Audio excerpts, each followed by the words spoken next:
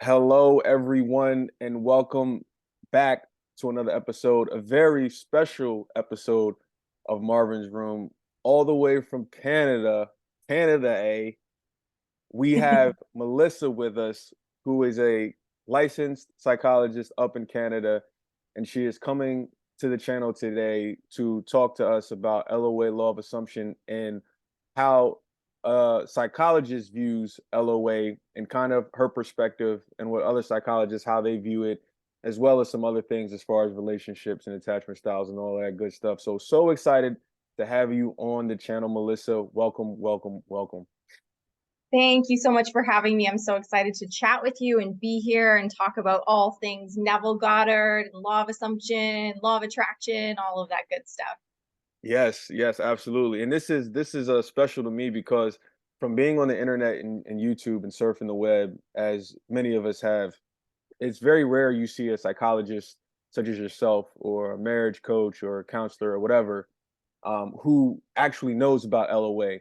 Yeah. Because a lot of the internet is inundated with coaches giving worldly advice and not necessarily spiritual advice of law of attraction advice. So I think people will get the best of both worlds being able to listen to someone as yourself. And also, too, guys, I'm going to leave her contact information in the description below, as well as in the comment section, in case you guys want to find her and work with her one on one.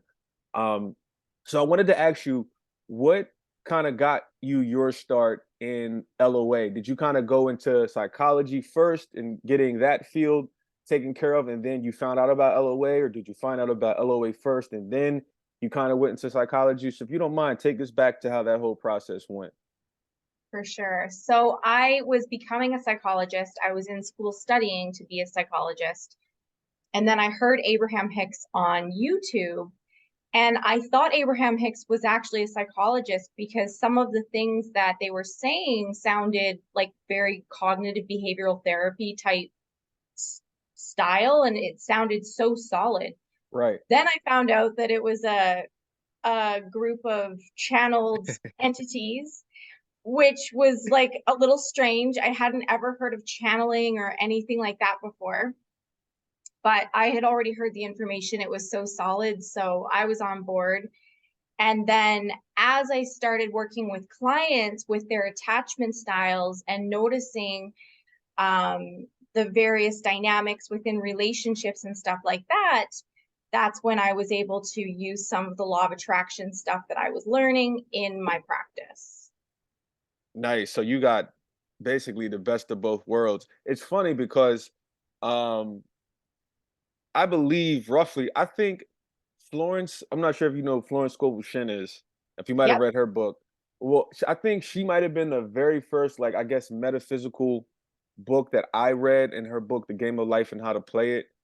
But I do believe Abraham Hicks, like you said, I think back in maybe 2014, I think she was the first person that I came across, like, video wise, and I was listening to her talk, and I thought the same thing as you, and I was like, "Who is this lady? And why is what she's saying? Why does it make so much sense?"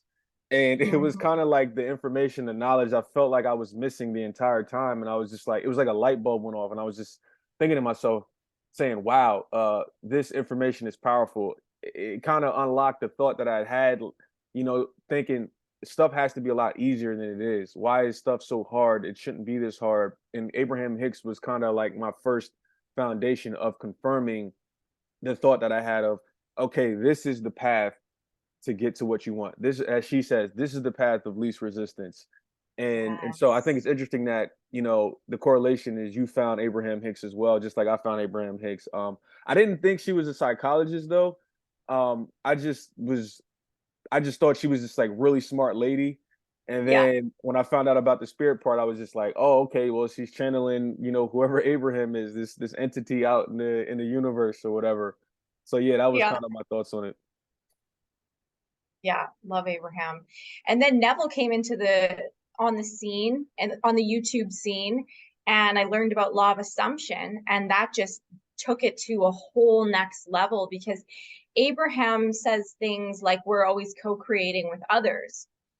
But I would think Neville has, his message changes a little bit through some of his books, but I think on the whole, Neville would say that we're not co-creating with others. Our reality is ours alone, and we get to determine and dictate how it goes, and we get to determine and dictate even how others are treating us. Whereas Mhm. I think Abraham would say that's not the case.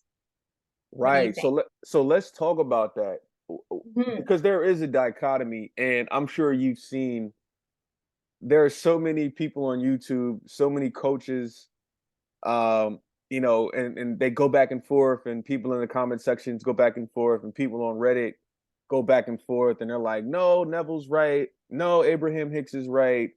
So yeah, if you can, I'd like to dive deeper into your thoughts on um the whole Neville versus Abraham debate or Neville versus anybody else. Are you more law of assumption? Are you more law of attraction? Or are you 50-50? Like, where do you stand on that? 1000% law of assumption. 1000%. 1000%. Yeah. Okay, Yeah. so what got you I there? don't, Were you always there, or was it a slow progression over time? it was a slow progression over time. And I think that YouTube is what took me on that journey, because it was Abraham and then it was Neville. And once I learned about Neville, I got the complete reader. I read it like 3 times, took notes on it, really. I know that complete reader really, really well, and have a good understanding now of how we aren't co-creating with other people. Other people don't get a say in our reality. We all have our own individual realities, and we get to run our reality however we want to run it. So, how about you? Like, are you 50-50? Are you one side or the other? I would say Neville does have a stronghold. So I would say I'm probably more Neville. I don't know if it's 75 25 or 80-20, but Yeah. I guess like something I say religiously on my channel, anybody that follows my channel knows. I say this religiously. I think everybody in this space has a place, but it's a matter of where are you at on your journey. So for Mm. this year, Neville may resonate with a certain person in particular. But for another person, because there's what, however many billion people on Earth, who knows? That number changes every day. Yeah. Um, so there may be a person who Abraham Hicks is what resonates with them right now, or a Yes. Catherine Ponder, or Joseph Murphy, whoever, whatever the teacher is, like their message may resonate with them more than a Neville Goddard may resonate with them, right? So Yeah. I don't necessarily, um, I don't think those guys are wrong. I just think that I think we're all right in our own ways, and we're all kind of saying the certain thing. I think if you can really master Neville's way, I think that could be the quickest, fastest, easiest way Mm. to get you to whatever you want. However, as you know, a lot of this law of attraction, law of assumption stuff is easier said than done. And I've noticed that with everybody. So it doesn't matter if you're listening to Abraham Hicks, you'll hear people say, "Oh, how can I stay in the vibration? How can I stay in the high frequency?" Or if it's Neville, people will say, "Oh, how can I live in the end?" Certain things come easier to certain people or harder for certain people at certain times, depending on the person who it is. So I think Neville is right. I think Abraham is right. I just think it's a matter of where you're at in your life to be able to get their message. Does their message resonate with you, and does it not? If I guess if that makes sense. I love that. Yeah, that makes a lot of sense. I think you're totally right there on what resonates with different people. But I guess from my perspective, like, it's probably an entirely selfish perspective because it's only mine, right? And that's what Neville Exactly. talks about. Yeah. Yeah. And I would say, just from my own perspective and my own testing and my clients' testing, I mean, I've really seen that we can change people. Like, we don't change people, we change ourselves. And that change of in our state Mm, is what changes our external circumstances. So I don't want to say we change people, because we mm. don't change people. We shift timelines and we join a new reality where the person is that way already. That's what I would say. How about you? Yeah, no, I agree with that 1,000,000%. The only pushback that I have, and I've said this in like a past video, I think from a couple years ago, Mhm. is like, for instance, and we're getting ready to talk about, specific people because I want to hear how you tie in, you know, law of assumption and working with your clients. You can give a couple examples, maybe even some examples from your life. But an example that I had, because like there's this, whole free will debate. I'm sure you've seen in LOA communities and different things like that.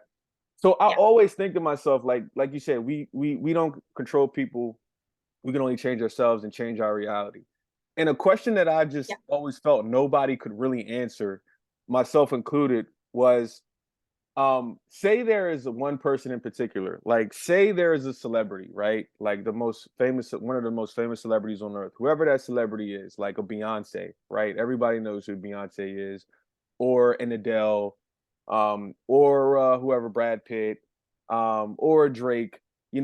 Say let's look at Drake, right? Let's say somebody, a bunch of women, let's say they all want to manifest Drake, right? My question to the world is, who gets him? They Who all get him who in their who own universe. right, that's what I'm saying. People say that. They say, "Oh, we all get them in their own universe." But my question is like in this universe, in the 3D universe, is like how does that happen? Like I've never been able to really fully grasp that and say, okay, because Drake is obviously here. He's one person, he's one man.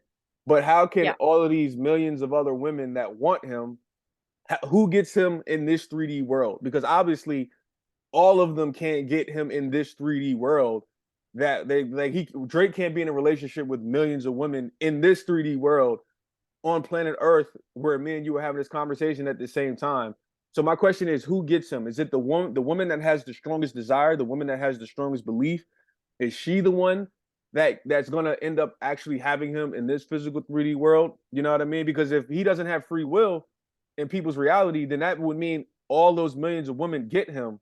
And yeah, maybe they get him, but in different timelines, but not in this physical timeline, like the person in this physical timeline who gets him. So that was always a question, like a weird question that I always had. So I'm just curious to hear your thoughts on that.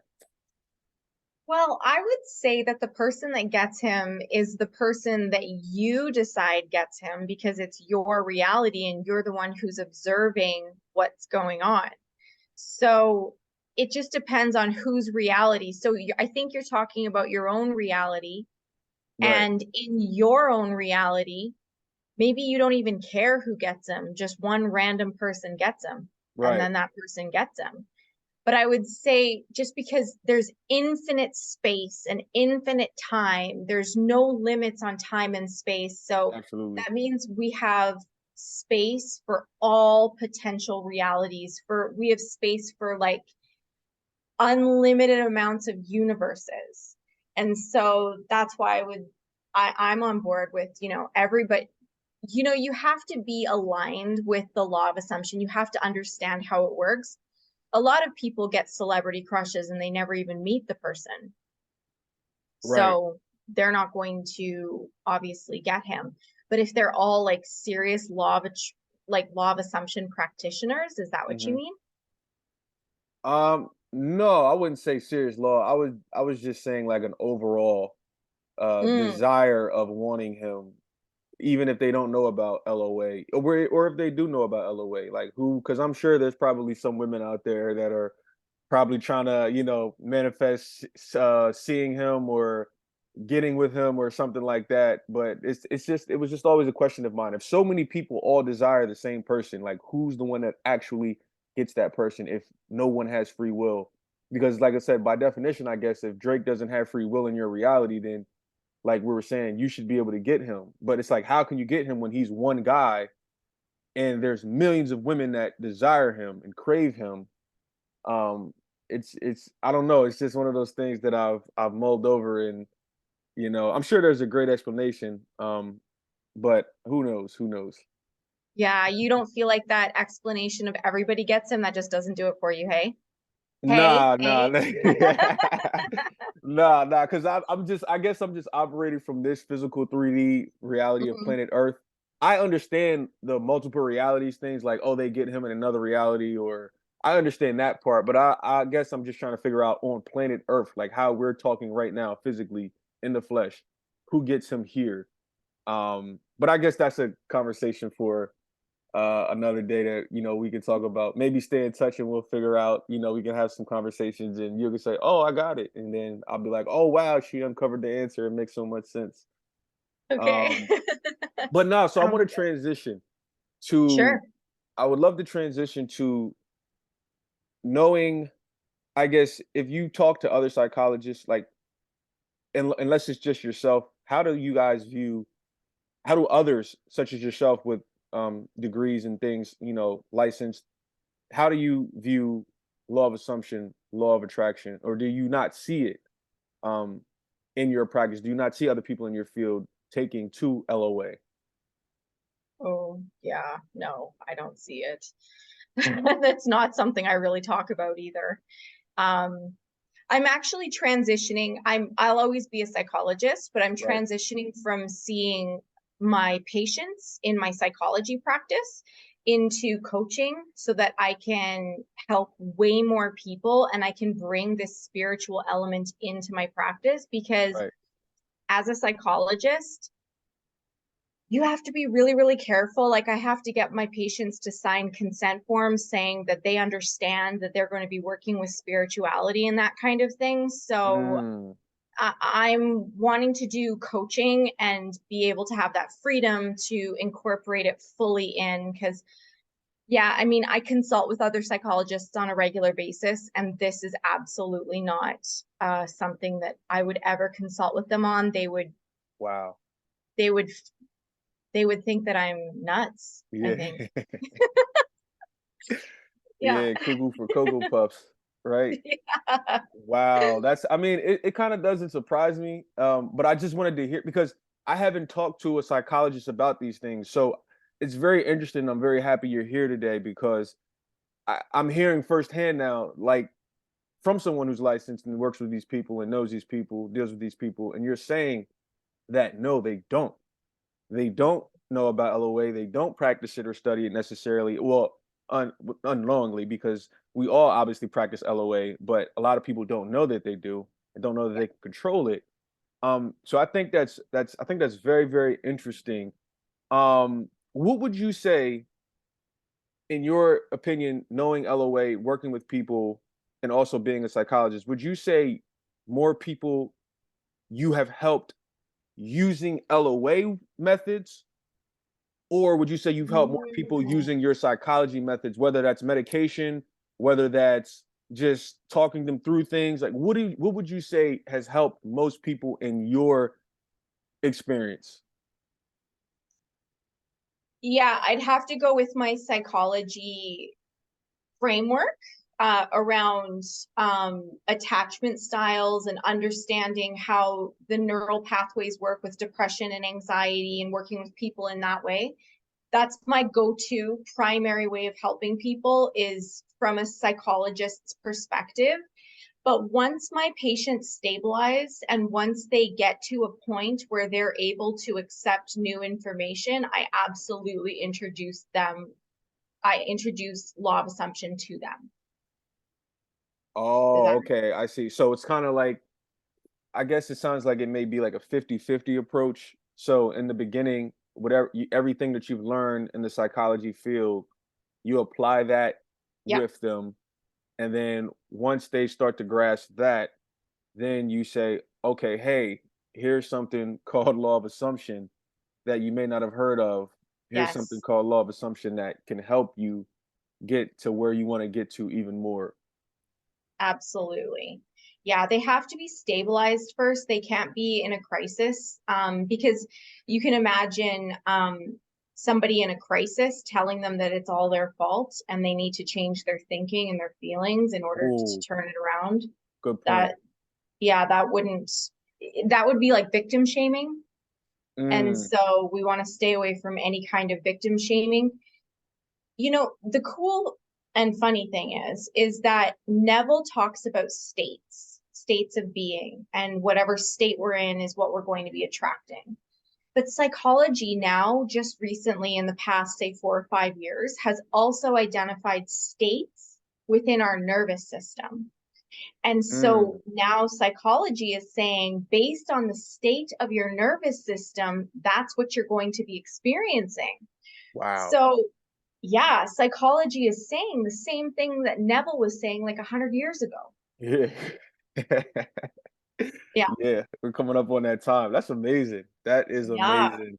it Science is. is catching up, psychology is catching up, and he was probably labeled as crazy back in his time, or a lot of people were probably labeled as crazy, but it turns out a lot of these guys were speaking facts that pretty much humanity just didn't understand and had to take time to catch up to, in the real world, because the stuff that I think we know, the stuff that doesn't make sense is the real stuff that you should be doing when there's an agenda that has to be pushed. Because obviously, there's agendas that are pushed out here, and so they kind of like suppress all of this type of stuff, like you were just saying about psychology. And I know there's people out there, medications and certain things. There's people out there that are against pharmaceutical drugs and different things like that, and that's a whole nother spill. But I think Mhm. that's very interesting that it's funny. It seems like more and more as time goes on, science is actually catching up and agreeing to spirituality. Yes, absolutely. And I'm all for my patients taking medication if that's going to stabilize them. Oftentimes, medication is a path to getting them stable enough to being able to accept the law of assumption and Mhm. move forward in it. But they have to have like a psychological stability Mm, before they can understand the law of assumption. Otherwise, it's too damaging to, they will feel too much like it's their fault. I've had a couple of patients say, Melissa, I'm feeling blamed right now. And so, mhm. yeah, I don't want my patients ever to come away from session feeling blamed. I want them to instead understand the neuroscience behind why their lives are going the way their lives are going. If that does that make sense? Absolutely. Yeah. So, if you don't mind, Mhm. because I think this is a great segue into an example of, I guess, how you would deal with a potential client, patient one on one. So, say for instance, someone comes in, they've just gone through, because obviously, specific person is a very big topic on law of attraction, law of assumption, communities. Yep. So let's say somebody comes in and they've just gone through the worst breakup, ever. They're desperate, they're hurting, all of that good stuff. And I guess what would your methods of kind of getting them off of that, I guess, negative slope downward to where they just feel like it's dire that they need to get their person back to manifest? How would you go about helping them manifest their person back if that was something they wanted to do when they come to you in such a desperate place using your psychology as well as law of assumption? That's such a good question. Thank you for asking that. Hmm. Um, I would work on first understanding why are they attracted to that SP? Because oftentimes we are attracted to the parent that hurt us most. And Oh, so I would want to, yeah. So I would want to understand, tell me about this SP. Okay. Now tell me about your most hurtful parent. Okay. Now they might not be the same on the externally. Externally, they might be completely different. One might be conservative and the other might be liberal. One might mm, be an animal lover, the other might be a hunter. They might be totally different on the externals, but internally, the way the SP shows up for the patient is generally going to be the same way that their most painful parent shows up for that patient. And mm, so, what we want to do is begin to heal the wounds that were left by the parent. mm, And once we start healing the wounds that are left by the parent, then I want to know, are you still attracted to this SP? If you are, let's manifest them. Like, absolutely, let's go forward and do it. But oftentimes it's not a real attraction. It's Right. more, it's called repetition compulsion. And Oh, so, yeah, so they're repeating prior hurts and traumas in order to try to fix it this time around, because they feel like if they fix it with this SP, then they fix their childhood. But it's not, that's not the way it works, right? that's powerful. I love that, and I agree with you 100% because I've often said that in some of the videos on my channel. I'll tell people, I'll say, listen, one of the things that I do love about Abraham Hicks and what she says is getting into alignment, right? And I Mhm. think this is why I was saying earlier, I think they're all Yeah, I agree as necessary. well. And a lot of people, in my opinion, they're manifesting or they're trying to live in the law of assumption while being out of alignment, in my opinion.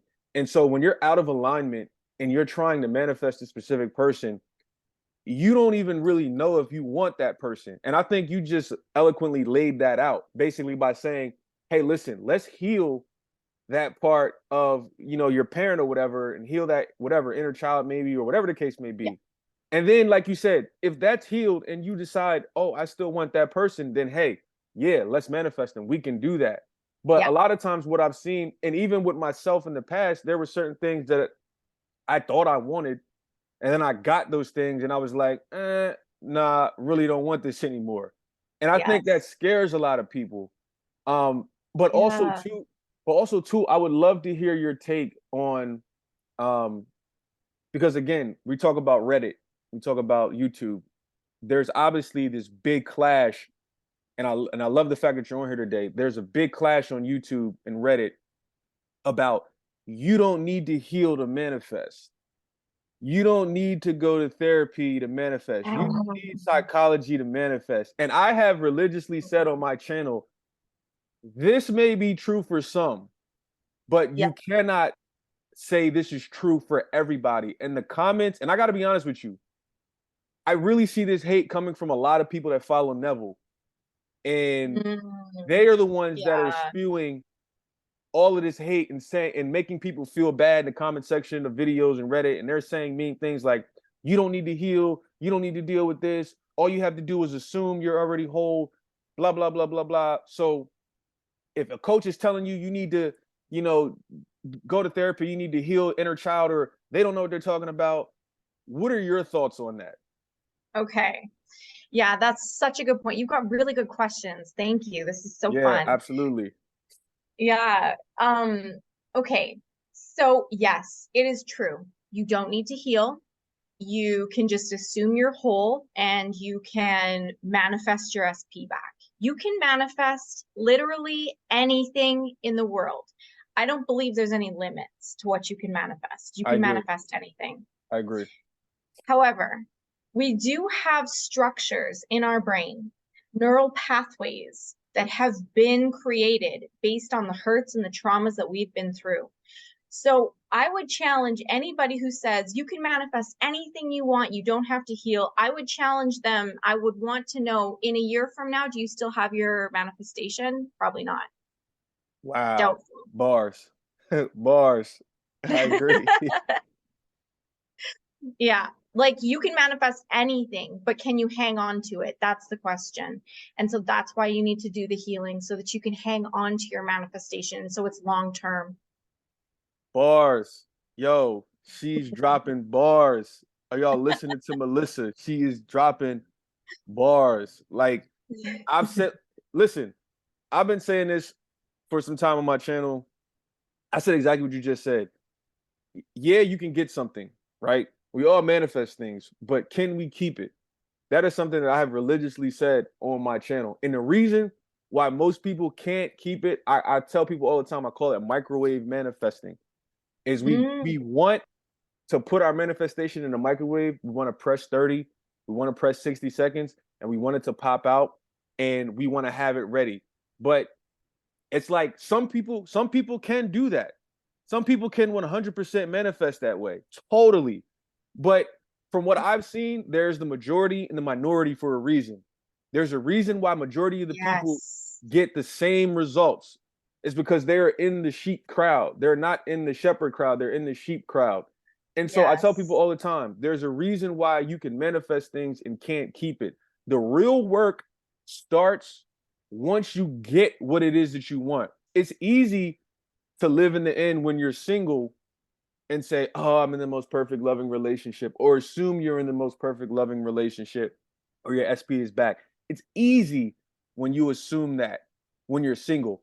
But once you get into that relationship, those old habits come back, like you said, those neural pathways of thinking negative, like, "Oh, I think my girlfriend or my boyfriend is cheating on me. Oh, I think," those thoughts come back when you're in the relationship. Those attachment styles come back, those negative patterns of needing them, suffocating them, whatever. That comes back when you're in a relationship. So, can you turn that off or turn it on? That's when the real work starts, not when you're in the process of manifesting. Agreed. So, so much agreed. Yes, absolutely. It's so important to do the work. Why would we come here to planet Earth, this place where there is so much strife and negativity and darkness? And why would we not have to interact with that? Like, we are interacting with that. We need to learn how to work with darkness, work with negativity, work with these issues rather than just, just be like, oh, I can ignore it. If I ignore it, it'll all go away. No, it won't. That you should go to a different planet if you don't want to have negativity. I agree. I So, agree with that. I think that was well said. Working with the darkness. I think that's powerful mhm, because a lot of people don't want to do that. Like you said, they want to avoid the darkness and think that it will just disappear magically, not realizing like it's gonna. I heard a guy say before, um, deal with your trauma or your trauma is gonna deal with you, mhm, right? yeah, And yeah, I think a lot of people they just run, run, run, yeah. and something I've also said is people change relationships to avoid changing themselves. And I think that's Yeah. something that a lot of people do too, is they just think like, "Oh, I'm never the one that has to change or get fixed. It's it's it's the other person that's always the problem." But you have to ask yourself, why do you keep tracking the other person? Why is there a new Yes. person that keeps showing up? That starts with you. That's when you have to look in the mirror. And at some point, you have to hold the mirror up. And like you were saying earlier about people feeling blamed, at some point you are Mhm. gonna have to look in the mirror and realize, oh shit, I am blamed. It is my fault. You might not have to have that talk in the beginning, but once you get in the right mindset, you have to come to the realization and realize, like, damn, I did cause all of this. Yeah. On some level, I might not have caused the original sin, but what about the sins that keep happening afterwards? It's like Bill Gates had a great quote. Bill Gates said, if you're born poor, it's not your fault. But if you Mm. die poor, whose fault is it? You know what I mean? Like it is your Yes. fault. If you're born poor, you can't help who you're born to necessarily, I guess, unless Abraham Hicks might disagree because she has all the answers. I think I've heard one of her talks where she's like, "Oh yeah, you chose to come to this reality," and I'm like, "Oh shit, did I really? Like, how did that happen?" You know what I mean? But so I Yeah. don't know. Maybe maybe we do control who our parents are when we're born here or whatever the case may be. But like Bill Gates was saying, if you're born poor, like what are you going to do? You can't. You're a baby. You're born into who you're born into. But if you die poor, that means between the time you were alive, you know what I mean, from when you were born to your lifespan, what did you do at that time? You know what I mean? Yes. You just wasted it. So So much. So true. So true. Exactly. I would so agree with that. yeah, it's just a lot of powerful things, man. It's a lot of powerful things. Mhm. I don't know. I just think this conversation has been mind opening because we only have a couple minutes left Yeah. before the zoom ins. But I just think that this conversation was mind opening for me to hear your take on how a psychologist looks at LOA and that you're incorporating it into your practice, which I think is super powerful and I think everybody should take advantage of. Um, and just hearing your thoughts on how you choose law of assumption 100% over law of attraction. And like I said, I can't really disagree with that. And I'm trying myself personally to, like I said, there's a balance between them both. But I definitely lean more on the side of Neville, like I said, whatever it might be 80-20. Um, and it's only growing all the time. But again, Yeah. a lot of this stuff doesn't happen overnight, so it's just great hearing your take on everything. So And true. the message. I think the message and hearing your, especially your take on working with someone who knows LOA and letting people know like, hey, you might need help with a psychologist. These neural pathways in your brain are blocked for whatever reason. You Yeah. can sit here and think you don't need help, but you probably do. And I think I mentioned that in one of my videos. I said something along the lines of, and it was kind of a, I don't know, it was kind of a grim example or a morbid example, I guess. But I was just being honest. And I said something along the lines of, I was like, if you were assaulted as a child, you know what I mean?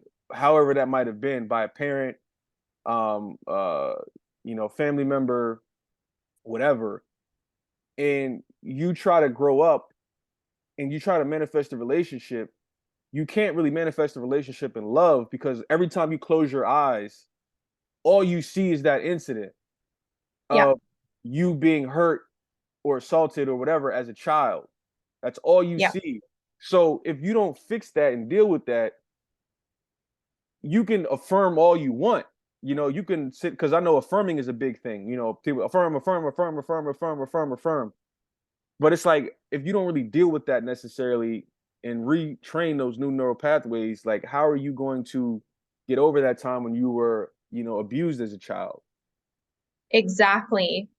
And it's kind of like saying something along the lines of like, if I had a terminal illness, and I know we're running out of time here, Yeah, so yeah, you're make good. this quick. Uh-huh. Yeah, if I had a terminal illness, I would want to go see the doctor and get the medication. And I can use that in addition to law of assumption.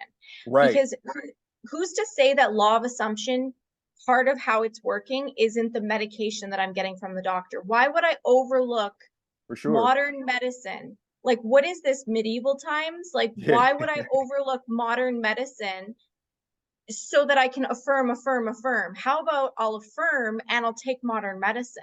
That's the best combination. I agree. I agree. I definitely think that the combination of both, because the medicine could very well save your life in the Mm-hmm. near future for the time being. And you could only be on the medicine for the next 6 months to a year or 2 years or 5 years, whatever. It's not a life sentence. You know what I mean? If you've been on that medicine for the next 20, 30, 40, 50 years, you might just take the medicine for the next 6 months or whatever, Yeah. and then heal yourself by using that along with law of assumption. But I think modern medicine as well, I think it has its place. I totally agree. I think Yeah. it has its place along with, the combination of both. And I think we could see some great results for sure, for sure. Yeah, absolutely. So listen, So good. this has been amazing. I definitely can see part two coming to Yes. this, like hands down, because this was an Mm-hmm. excellent conversation. I'm so Mm-hmm. glad that we were able to connect and we were able Me to give the too. viewers a perspective on LOA from a psychologist standpoint. You see, guys, this is somebody that's licensed, somebody that knows what she's doing. Has been doing it for a good amount of time and Yeah. has gotten results herself and has gotten her clients results. So, listen, don't hesitate to reach out to Melissa. Um, I know a lot of people want to know, oh, do you have degrees or do you have this and that? Well, here's a person that does and knows what she's doing. So take full advantage of her. Melissa, thank you for doing this and taking your time out today to do this for the channel. And, you Thank know, you. Thank you for having me. This was so much fun. You had such amazing questions, and this was very enjoyable for me. So, yeah, I yes, see a part two for sure.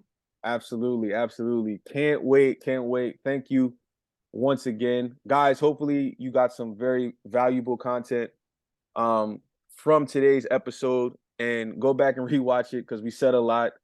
And I look forward to seeing you guys as well as Melissa in another YouTube. So see you guys soon. Thank you. All right, guys. Bye.